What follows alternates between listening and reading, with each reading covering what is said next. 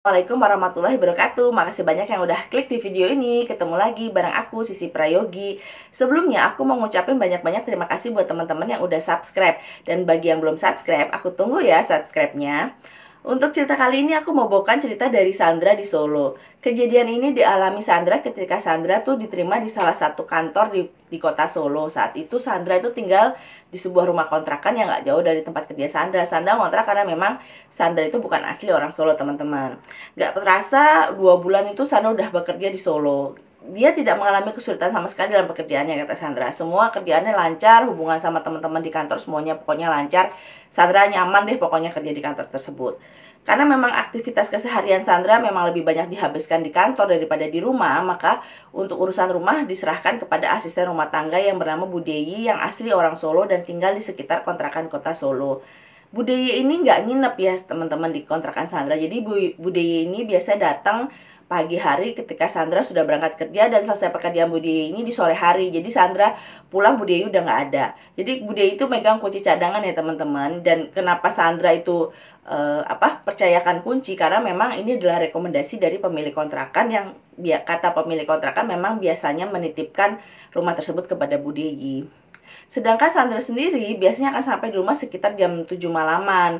Dan kondisi rumah itu udah bersih pokoknya semua oleh Bu Deyi. Jadi dia tinggal santai istirahat untuk aktivitas besok harinya, pokoknya seperti itu. Nah, suatu hari ini biasalah di akhir bulan tuh Sandra biasanya akan ada rapat akhir bulannya sama timnya.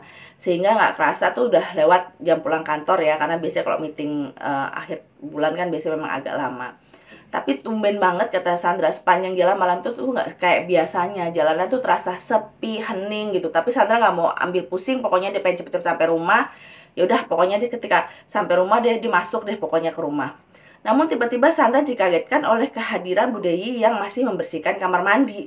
Ya Sandra ngelihat karena pintu kamar mandinya tuh kebuka dan Sandra ngeliat Bu Deyi. Sandra tuh akhirnya jalan terus ngedeketin buat nyapa Bu Deyi. Waktu itu posisi Bu Deyi itu masih membelakangi Sandra karena dengan kepala yang masih menunduk membersihkan kamar mandi. Sandra nanya, "Bu Deyi masih di sini? Kan bisa diselesain besok Bu Deyi pulang aja, sekarang tuh udah malam," kata Sandra, karena nggak enak gitu loh sama Bu Deyi. Ini kan udah lewat jam kerja Bu Deyi gitu kan. Nah, enggak Mbak Sandra, sekarang aja Bu Deyi selesain. Soalnya sebentar lagi tuh udah mau selesai Mbak. Lagian Bu Deyi nih lagi males nih pulang cepet-cepet ke rumah, kata Bu Deyi. Lah Sandra berpikir, oh mungkin Bu Deyi lagi ada masalah apa ya di rumah. Ya udah Sandra tuh biarin aja dan nggak curiga apa-apa. Apalagi kan dia udah capek banget seharian di kantor, jadi dia kayak males banget mikir buat apa-apa gitu. Ya udah terserah Bude. Oh ya, Sandra mau buat teh jahe nih. Bude mau sekalian Sandra buatin. Sandra nawarin Bude. Sandra segera berjalan menuju ke dapur membuat segelas teh jahe. Dia pikir selama ini Bude selalu bantu dia, makanya sekali-sekali dia juga ingin membantu membuatkan teh untuk Bude. Lalu saat Sandra sedang membuat teh sambil membuka HP, karena dari tadi seharian kan Sandra nggak buka-buka HP kan. Lalu lagi scroll-scroll HP-nya, tiba-tiba ada sesuatu yang membuat Sandra itu kaget dan jantungnya berdegup kencang. Karena Sandra itu kagetnya bukan main ketika mendapati ada sebuah pesan WA dari Bu Deyi di HP dia. Dalam WA tersebut Bu Deyi itu berkata, "Mbak Sandra, maaf sebelumnya ya Mbak, tadi tuh saya pulang siang. Mau maaf ya Mbak, hari ini saya nggak bisa lama-lama di rumah Mbak Sandra." Begitu cek Bu Deyi dalam WA-nya. Lah, Bu Sandra sempat loading dulu. Nah terus dia berpikir, kalau Bu Deyi udah pulang dari tadi siang, lalu siapa yang bersihin kamar mandi nih sekarang? Terus Sandra berusaha coba menghubungi Bu Deyi, dan alhamdulillahnya Bu Deyi langsung mengangkat telepon saat itu juga. "Bude, ada apa Bude? Kenapa tadi pulang cepat?" tanya Sandra dengan ada sedikit panik gitu, karena ternyata ketika dia lihat di sana di telepon itu sudah ada Bu Deyi yang mengangkat, tapi orang yang di dalam kamar mandi itu tidak mengangkat telepon. Berarti kan bukan Bu Deyi yang di dalam kamar mandi.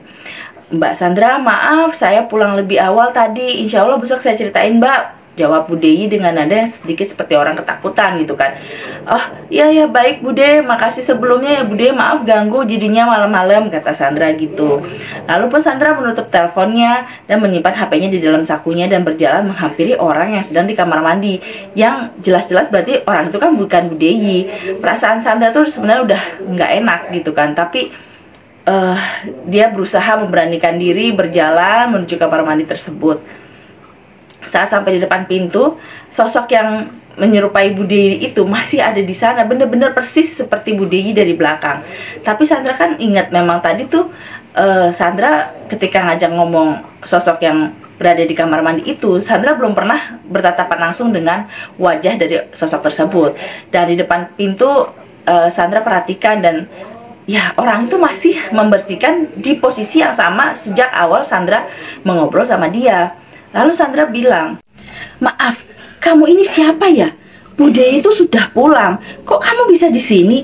Saya bisa panggil satpam loh," ucap Sandra dengan maksud sedikit mengancam.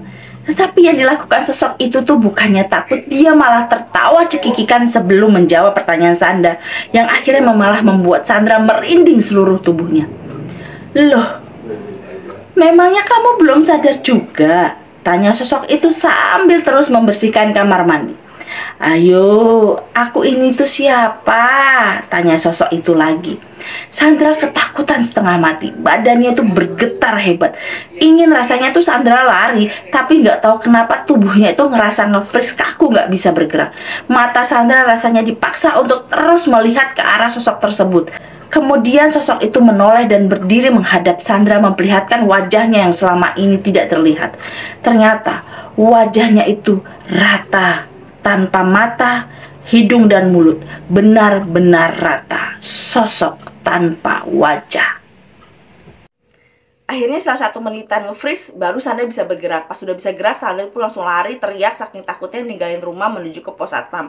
Gak henti-hentinya saat Sandra itu istighfar, ngucapin, "Astagfirullahaladzim, apa yang aku lihat itu hantu atau apa sih? Kok bisa-bisanya ada di rumah aku?" Karena umur hidup tuh Sandra baru ngalamin kejadian kayak gitu, dan gara-gara kejadian itu Sandra tuh gak berani balik ke rumah. Jadi malam itu akhirnya dia nelfon temennya untuk numpang tidur di salah satu rumah temennya. Baru keesokannya Sandra berangkat dari rumah temennya, dan Bu Dewi ditelepon oleh Sandra agar gak usah datang ke rumah karena memang Sandra ini lagi nggak ada di rumah. Baru setelah pulang kerja, Sandra mampir ke rumah Bu Dewi. Sandra ceritakan apa yang Sandra alamin kemarin, dan ternyata Bu Dewi pun mengalami hal yang sama. Itulah alasan kenapa Bu Dewi itu pulang lebih cepat. Bu Dewi bilang kalau makhluk itu datang siang hari itu menyerupai Sandra. Yang dikira Bu Dewi itu saat itu Sandra emang cepat pulang dari kantor gitu kan, tapi setelah menoleh wajahnya sama kayak Sandra, wajahnya orang sosok tersebut tuh rata. Bu Dewi ditanya Sandra yang nggak ngerti, karena selama Bu Dewi di TV rumah itu dan membersihkan rumah itu nggak pernah ada kejadian seperti itu. Ya akhirnya Sandra minta tolong sama Bu Dewi itu untuk mengundang Pak Ustadz buat ngadain pengajian kecil-kecilan di rumah tersebut, dan alhamdulillah setelah diadain pengajian tersebut gangguan-gangguan itu tuh udah hilang teman-teman. Ya, oke deh, itu aja teman-teman. Jangan lupa ya subscribe dan share-nya, dan jangan lupa nyalakan loncengnya sehingga teman-teman bisa tahu kalau aku update video-video terbaru. Oke, bye. Assalamualaikum.